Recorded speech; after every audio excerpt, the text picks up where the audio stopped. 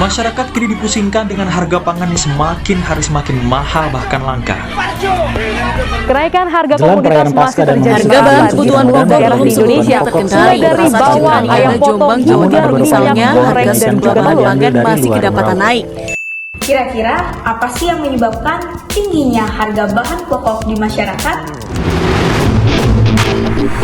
Hai Sobat Transvlog, I'm Alicia from Institut Transportasi Logistik Trisakti.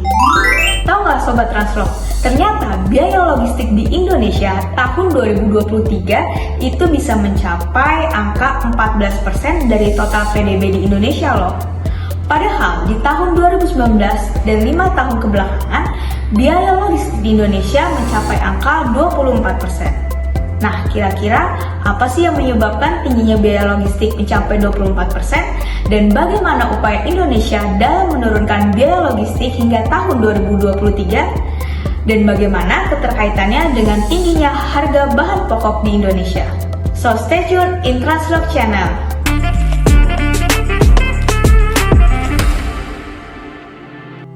Sebelum kita bahas terkait tren biaya logistik, kita mau tahu dulu nih, ternyata pengertian dari biaya logistik tuh apa sih? Secara sederhana, biaya logistik dikatakan sebagai biaya yang dikeluarkan oleh sebuah perusahaan karena adanya kegiatan memindahkan produk yang meliputi kegiatan pengadaan bahan baku utama sampai pada hasil akhir ke tangan konsumen. Semakin efisien biaya logistik dalam proses rantai pasok, maka harga produk akhir akan semakin kompetitif. Dalam aktivitas inbound logistik, biaya logistik digunakan untuk aktivitas pergudangan dan transportasi material dari pemasok ke pabrik. Sementara dalam aktivitas outbound logistik, biaya logistik digunakan untuk aktivitas pergudangan, transportasi, dan distribusi dari gudang pabrik ke distributor, pengecer, sampai ke konsumen akhir. Sekarang kita mau tahu, kira-kira penyusun biaya logistik tuh ada biaya apa saja sih? Yuk kita simak. Jenis biaya logistik. Ada biaya transportasi dan pengiriman, meliputi biaya untuk peralihan lokasi dan moda transportasi, di mana termasuk mendapatkan bahan baku dari produsen ke gudang dan kemudian ke konsumen akhir. Yang kedua, ada biaya gudang. Merupakan biaya pemakaian sumber daya yang digunakan untuk menghasilkan produk atau layanan pergudangan. Yang ketiga, ada biaya inventory. Merupakan biaya yang dikeluarkan untuk melakukan maintenance terhadap persediaan barang yang dimiliki. Mengelola jumlah persediaan dalam produksi versus permintaan memiliki dampak bagi proses bisnis. Persediaan yang terlalu banyak maka akan memakan biaya. Namun jika persediaan terlalu sedikit, maka akan berpotensi pada kehilangan bisnis. Biaya distribusi. Selanjutnya ada biaya distribusi. Merupakan semua biaya yang terjadi sejak produk selesai diproduksi dan disiapkan dalam sebuah gudang sampai dengan produk tersebut berubah kembali dalam bentuk uang tunai. Dan yang terakhir adalah biaya tenaga kerja. Merupakan biaya untuk membayar para pekerja dan pegawai yang bekerja pada suatu perusahaan dalam pelaksanaan kegiatan logistik, mulai dari pengadaan bahan baku hingga produk sampai ke tangan konsumen. Ternyata tingginya biaya logistik di Indonesia itu sangat berpengaruh terhadap harga bahan pokok di Indonesia. Semakin tinggi biaya logistik di Indonesia, maka harga bahan pokok di masyarakat pun juga akan melambung tinggi. Pusat perbelanjaan Cahaya Ujung. Kericuan terjadi karena warga takut kehabisan minyak goreng yang dijual Rp14.000 per liter. Sejumlah warga saling dorong berebut minyak goreng murah yang dijual di salah satu pusat perbelanjaan Kota Parepare, Sulawesi Selatan. Pada tahun 2023, harga beras melonjak tinggi. Harga beras berdasarkan data dari Badan Pangan Nasional mencapai harga Rp13.790 di atas harga rata-rata yaitu Rp11.890 per kilogram. Kenaikan harga komoditas masih terjadi merata di seluruh daerah di Indonesia, mulai dari bawang, ayam potong, hingga minyak goreng dan juga telur. Harga kebutuhan pokok di Papua pun juga semakin tinggi. Harga telur ayam mencapai di angka Rp40.000 untuk per kilonya. Harga bahan kebutuhan pokok belum seluruhnya terkendali. Di Pasar Citra Niaga Jombang, Jawa Timur misalnya, harga sejumlah bahan pangan masih kedapatan naik. Harga daging ayam menyentuh Rp34.000 dari sebelumnya Rp29 per kilogram pada Rabu pagi. Harga cabai di Makassar melonjak tinggi hingga Rp90.000 per kilonya. Sejumlah kebutuhan pokok di kota Makassar pun juga ikut naik, yaitu salah satunya adalah harga cabai rawit. Oke, sekarang kita mau lihat bagaimana sih tren biaya logistik di Indonesia mulai dari tahun 2019 hingga tahun 2023, di mana di tahun 2019 biaya logistik di Indonesia mencapai 24%, sedangkan di tahun 2023 mencapai 14%. Pada tahun 2019, Indonesia memiliki biaya logistik termahal di Asia, yaitu sebesar 24% dari produk domestik bruto atau PDB. Mahalnya biaya logistik terutama terjadi di Indonesia bagian timur. Hal ini disebabkan karena tidak meratanya pembangunan infrastruktur di berbagai daerah. Biaya logistik tahun 2020, Indonesia berhasil mengalami penurunan. Pada tahun 2020, biaya logistik di Indonesia berhasil mengalami penurunan. Asosiasi Logistik dan Forwarder Indonesia atau ALFI mengatakan bahwa biaya logistik turun menjadi 21,3% dari PDB Indonesia. Namun pada tahun 2021, angka biaya logistik justru mengalami kenaikan kembali. Pada kuartal 1 tahun 2021, biaya logistik di Indonesia mencapai 23,5% dari total PDB. Dan untuk tahun 2022, pemerintah berhasil melakukan upaya dalam menurunkan biaya logistik, salah satunya dengan pembangunan infrastruktur konektivitas, sehingga dapat membantu menekan biaya logistik menjadi 22% dari total PDB.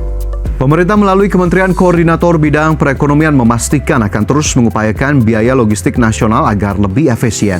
Adapun biaya logistik nasional saat ini masih di angka 14,29% dari produk domestik bruto. Sekarang kita mau bedah, kira-kira apa sih penyebabnya dari tingginya biaya transportasi? Yang pertama, letak geografis Indonesia yang merupakan daerah kepulauan, sehingga akan membuat biaya transportasi lebih tinggi antar satu pulau dengan pulau lainnya. Yang kedua, pembangunan infrastruktur yang masih berjalan hingga saat ini. Banyak pembangunan infrastruktur yang masih berjalan di Indonesia. Yang ketiga, ternyata terjadinya duplikasi proses administrasi yang ada terhadap pelayanan logistik di Indonesia, sehingga perlu adanya simplify terhadap proses administrasi tersebut. Dan yang keempat, ternyata adanya asimetris informasi terhadap penyedia jasa logistik dan juga kebutuhan logistik yang ada. Nah, setelah kita tahu apa penyebab dari tingginya biaya logistik, sekarang kita juga mau tahu kira-kira bagaimana upaya pemerintah dalam menurunkan biaya logistik hingga tahun 2023. Yang pertama adalah penerapan NLI, National Logistic Ecosystem, di berbagai transportasi di Indonesia. Anda masih bersama kami dalam News Screen. Kementerian Keuangan mengklaim penerapan National Logistic Ecosystem atau NLI telah mendukung penurunan biaya logistik. Pengertian dari NLI adalah sebuah platform digital layanan logistik dari hulu hingga ke hilir dengan memfasilitasi kolaborasi kementerian, lembaga, perusahaan terkait, serta pelaku logistik. Penerapan NLI dilakukan sejak 18 Mei 2022 hingga soft launchingnya pada 20 Juli 2022. Pelabuhan yang sudah menerapkan NLI itu adalah 32 pelabuhan dan juga 6 bandara. Manfaat dari penerapan NLI sendiri yaitu adalah penerapan single submission, di mana single submission merupakan perizinan berusaha yang diterbitkan oleh lembaga OSS untuk dan atas nama menteri, pemimpin lembaga, gubernur, bupati, atau wali kota kepada pelaku usaha melalui sistem elektronik yang terintegrasi. Dengan adanya online single submission ini dapat mempersingkat waktu dan rantai birokrasi yang harus dilalui oleh pelaku usaha. Yang kedua adalah single billing. Penyatuan Penyetoran Penerimaan Negara Bukan Pajak atau PNBP atas jasa yang diberikan oleh berbagai instansi pemerintah pada proses kedatangan dan keberangkatan kapal. Yang ketiga adalah fasilitasi payment channel.